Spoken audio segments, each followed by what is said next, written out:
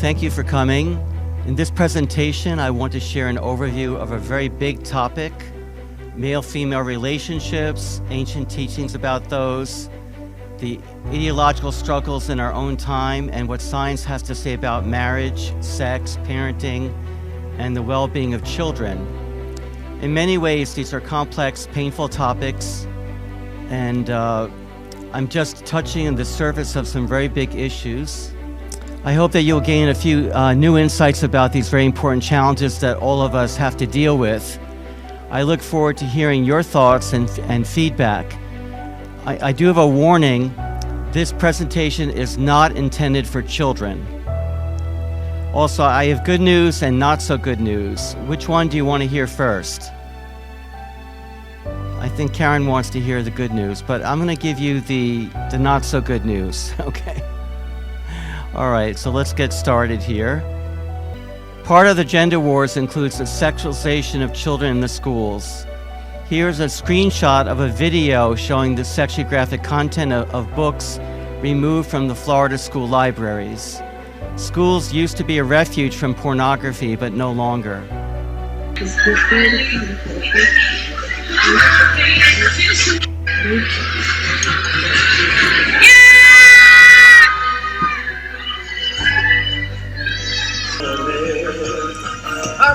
The material so nice. Joanne's company network has achieved another company material. Kinseyan another company too. Joanne is very weak, but another one is strong. That is different.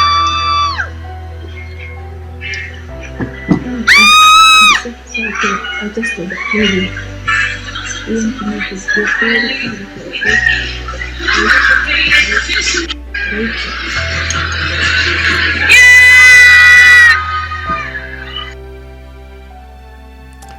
So why would parents of toddlers bring them to watch a drag queen performance like this?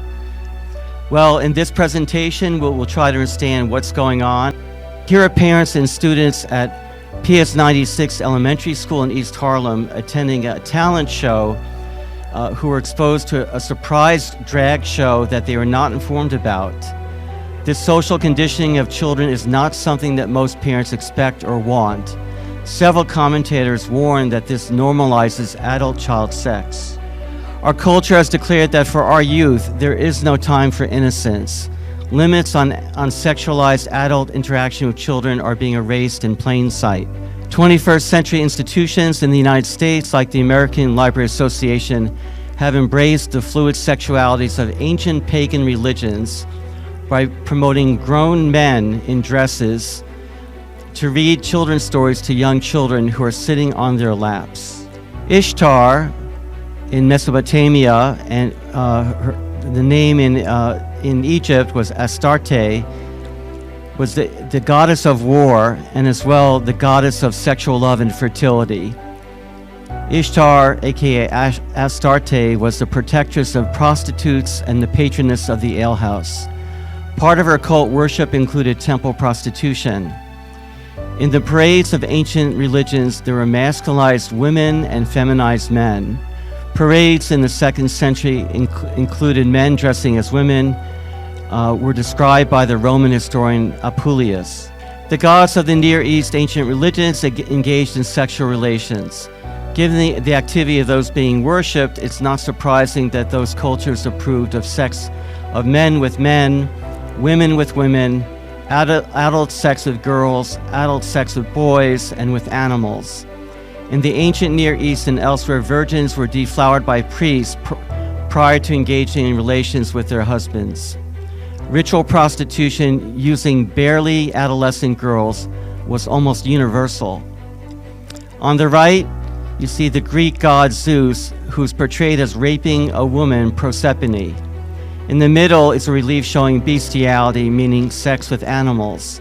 On the left is temple prostitution in India.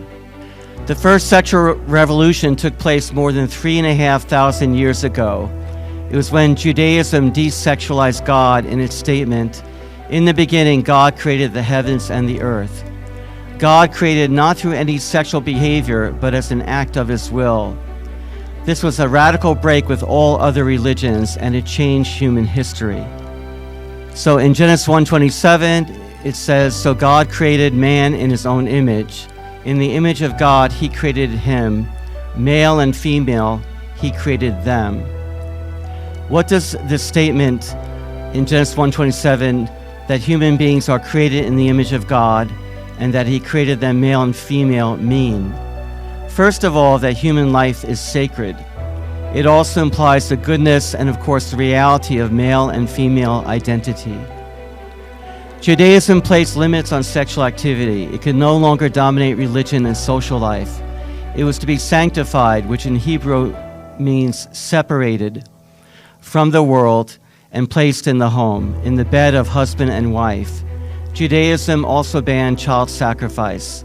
This makes sense, since if observant Jews reserve sex for marriage, then the children born are not just a result of random sex with a stranger, but rather children born to a man and a woman who are committed to each other and looking forward to having children together. And of course, this teaching was spread by the Jewish Messiah, Jesus, to what became the entire Christian world. America is a nation founded by believers in the Bible, in which sexual interaction with children or with family members other than your spouse is condemned and banned, not taken for granted. This had the effect of protecting and raising the status of the wife and of the children. So now I'd like to read from a passage from Leviticus 18. "None of you shall approach any one of his close relatives to uncover nakedness. I am the Lord. You shall not uncover the nakedness of your father, which is the nakedness of your mother. She is your mother. You shall not uncover her nakedness. You shall not uncover the nakedness of your father's wife. It is your father's nakedness. You shall not uncover the nakedness of your sister, your father's daughter, or your mother's daughter, whether brought up in the family or in another home. You shall not uncover the nakedness of your son's daughter or of your daughter's daughter, for their nakedness is your own nakedness." And it goes on in a similar fashion. Basically, God's command is that there be no sexual relationships with family members or relatives, or of men with men, or of women with women, or with animals, etc. We have more information about this topic in a video that we created called Good Sex, Bad Sex, which we'll be posting on the Freedom, Faith, and Family Rumble and YouTube channels. Now let's fast forward to the ideological attacks on the family in the West in the 19th and 20th centuries. As shown in this statement by Karl Marx in the German Ideology, written in 1845, he viewed the family as the first institution of property, where the wife and the children are the slaves of the husband. Just as private property must be abolished, the nuclear family, with its claim of love and obligations, must also be replaced. Engels later wrote that when communism established, the nuclear family would cease to be the economic unit of society. Housekeeping would be the responsibility of paid workers. The care and education of the children would become a public affair, not the concern of the parents. After the Bolsheviks took over the revolutionary Russian government in October 1917, they forbade religious instruction to anyone under 18 years of age, and children were encouraged to turn in their parents if they taught them about God or did not comply with other government directives. Pavel Trofimovich Morozov, better known as Pavlik, was a Soviet youth praised by the Soviet press as a martyr. His story, dated to 1932, is that of a 13-year-old boy who publicly denounced his father for hiding wheat from the government officials who enforced state control of the food supply. His father was found guilty on corruption charges and sent to prison. Pavlik, in turn, was killed by his family. Monuments to Pavlik Morozov were erected across the Soviet Union. He was listed in the Soviet Youth Pioneer Organization as Pioneer number 001, an example of absolute loyalty to the state for all youth to follow. The sexualization of children, with toddlers encouraged to crawl on top of grown men dressed as women, is a modern form of indoctrination, some would say grooming. In Columbus, Ohio, government authorities forced parents to give up legal custody of their daughter after the mother and father said that they opposed the girl's decision to identify as a boy and transition to being, quote, male. County Job and Family Services took legal custody of the teenage girl who was 17, who, according to the court records, suffers from gender dysphoria. In many parts of the U.S., the law is that the state can seize control of a child if the parents do not agree with the government's ideology. I was recently speaking with two women who are public school teachers in Massachusetts. They told me that the school districts have received a lot of funding to promote the diversity, equity, inclusion agenda, so teachers are forced to teach curricula which emphasize racial and gender disparities. Students know that they can accuse a teacher of being racist, biased, or insensitive. If they do so, it leads to the teacher being investigated. So many teachers keep their mouths shut and teach what they're told, even if they do not agree. If a student is being disruptive, they have to consider, the teacher has to consider if they will be accused for being insensitive or biased. In the first decades of the 20th century, an Italian communist, Antonio Gramsci, realized that the worldwide uprising against the upper classes, based on economics alone, had not caught fire. The West was not vulnerable to a revolt of the trade union workers. Gramsci theorized that if communism achieved, quote, mastery of human consciousness, then active revolution would be unnecessary. Mastery over the consciousness of the great mass of people could be attained if communists or their sympathizers gained control of the organs of culture, quote, churches, education, newspapers, magazines, the electronic media, literature, music, the visual arts, and so on. In 1915, he wrote that socialism is precisely the religion that must overwhelm Christianity. In the new order, socialism will triumph by first capturing the culture via infiltration of schools, universities, churches, and the media by transforming the consciousness of society. Cultural Marxists like Herbert Marcuse, who emigrated from Germany in the 1930s to America, advocated an attack on Judeo-Christian values, which they saw as the basis of capitalist civilization. In his book, Eros and Civilization, which was widely read on college campuses in the 60s and 70s, including, I read this as well in college, he discusses integrating the ideas about class revolution of Marx with the psychological insights of Freud. Marcuse wrote, Sigmund Freud's proposition that civilization is based on the permanent subjugation of the human instincts has been taken for granted. What he means that if human desires are not subjugated, then that would be the key, that would be the way to undermine civilization. In other words, promoting sexual freedom is a way to weaken Western society and to build a liberated, non-repressive society. He also developed the anti-war slogan, "Make love, not war." Another influential thinker and writer of the Frankfurt Society, Erich Fromm, spoke about weaponizing sexual desire to weaken society. He wrote, libidinal forces become free for new forms of utilization and thus change their social function. Now they no longer contribute to the preservation of society, but lead to the building of new social formations. They cease, as it were, to be cement and instead become dynamite.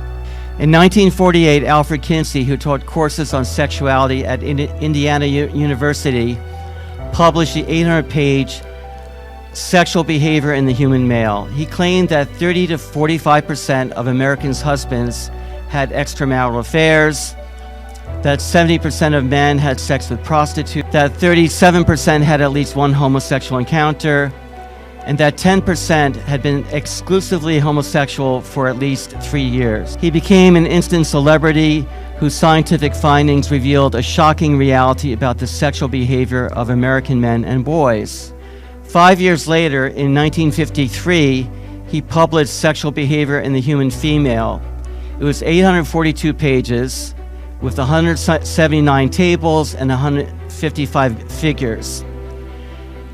So it was an impressive book. And his findings included nearly half of women had sex before marriage. More than 1 in 4 had extramarital intercourse.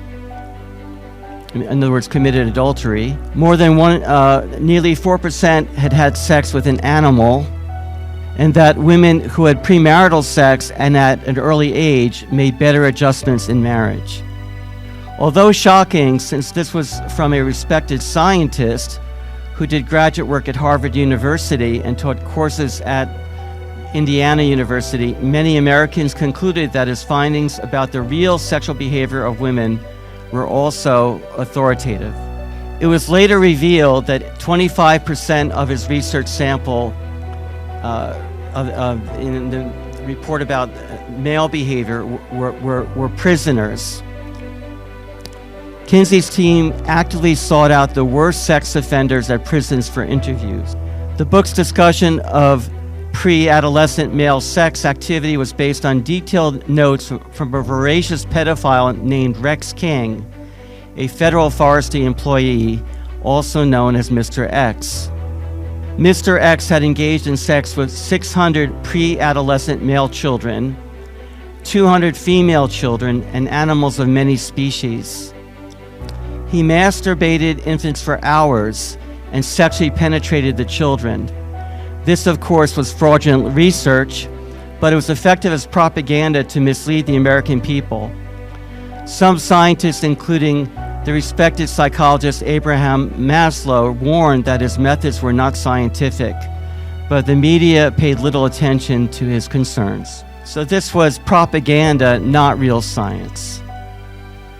It was also later revealed that his book, Sexual Behavior in the Human Female, minimized the negative impact of adult-child sex. It excluded adult females who had been in prison for prostitution or drug use, because including them would have revealed the link to those illegal activities with higher rates of having been sexually abused as children. It classified as married women who had lived with the man for over 1 year, even if not faithful to that man. Thus, prostitutes living with a pimp for a year or more would be considered married. Only 23% of the women were asked if they had a history of sexually transmitted diseases, since asking all of the women would have revealed the connection of STD infections with higher rates of premarital or extramarital sex. This was propaganda, not real science. Kinseyan propaganda was the basis for value-free, supposedly scientific sex education at colleges and high schools that proliferated in the decades that followed. In the 1980s, the author George Leonard attended Human Sexuality 101, a 15-hour course given monthly at the National Sex Forum in San Francisco. This training, based on the idea of sexual attitude restructuring, includes many hours of watching pornographic images and sounds of human beings and sometimes animals engaging in every conceivable act. Leonard interviewed Dr. Maggie Rubenstein, leader of the weekend session, who said, this is a quote, "Human Sexuality 101 is about sex. It's not about love or romance or intimacy. Love is a different matter. I love my friend, my dog, and my fish." Courses based on the same Kinseyan assumption that human sex is solely physical and or recreational, divorced from emotional, moral, or social considerations, spread to college campuses across the country. Dr. John Santelli, who teaches at Columbia University's Mailman School of Public Health and who worked at the Center for Disease Control for 13 years as a researcher on adolescent health issues, testified that he would not support education that encourages youth to delay sexual involvement, even if it was effective, because it included moral concepts such as, quote, making a commitment and being responsible. Even when all of these concepts are essential to They're essential to successful, just, and equitable relationships between men and women who engage in sexual intimacy, and for any children created through their sexual union. In Kinseyan sex education, discussing self-restraint, commitment, the benefits of marriage and monogamy are seen as a violation of the norm-free universe its advocates want to create. Planned Parenthood is the largest provider in the United States of the Kinseyan model of sex education that has little to no discussion of love, commitment, marriage, and parenting. Sometimes Planned Parenthood curricula does include discussions of abstinence, which they redefine to include mutual masturbation, watching pornography, or taking a shower together with your partner. The International Planned Parenthood Federation has published a youth manifesto that focuses on the rights of all young people at any age to engage in sexual acts regardless of what their parents believe. When they say that all young people have the right to enjoy sex, is there any discussion of the downsides? Not much. Parents and authority figures are portrayed as ignorant or wanting to punish young people by depriving them of this enjoyment. All young people are told that all they have to do is use a condom and all possible negative consequences are gone, which of course is a lie. Unfortunately, this kind of two-dimensional propagandistic sex education is being forced through the United Nations and the USAID agency on many nations around the world, with threats that if they do not spread this to their youth, financial aid will be cut off. Let's take a look at some of the young people who've been, quote, liberated, not, by Kinseyan Planned Parenthood type sex education. Dr. Alan Waltzman, a Brooklyn psychiatrist, commented, quote, I see girls, 7th and 8th graders, even 6th graders who tell me that they're virgins, but then they've had oral sex 50 or 60 times. On a Dr. Phil show devoted to the subject of oral sex, a 13-year-old girl looked into the camera, tears streaming down her face, and said to other kids who might be watching, quote, don't do this, please don't do this, you will lose all your self-respect. Things will get worse for you, much worse. Another trend among unmarried singles is friends with benefits, where the idea is just have sex with no feelings involved. One 15-year-old named Sienna described the rationale for friends with benefits this way. Neither of them liked the other. That's so common now. It's nice because they don't have to worry about getting hurt feelings for each other. You're drunk or horny, the guy wants some, the girl wants some, and you don't have to worry about hurt feelings. Morgan, in her first year at George Washington University, had a series of sexual encounters. She depended on alcohol to get ready for boys, and afterwards when things did not work out. Her grades were failing, putting her at risk for losing her scholarship. She had several sessions with a psychiatrist who prescribed an antidepressant that made her groggy.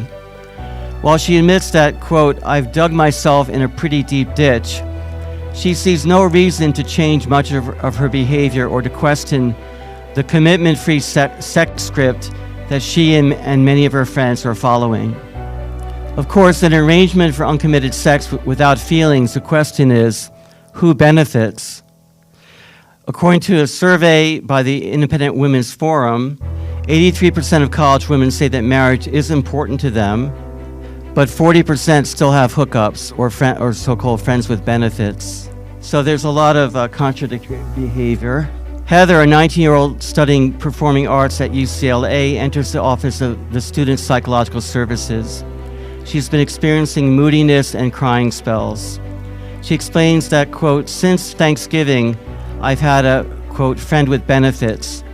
And actually, I'm kind of confused about that. I met him at a party and I really like him, but there's this problem. I want to spend more time with him and to do stuff like going shopping or to see a movie. That would make it a friendship for me. But he says no, because if we do those things, then in his opinion, we'd have a relationship, and that's more than he wants. And I'm confused because it seems that I don't get the friend part, but he still gets the benefits.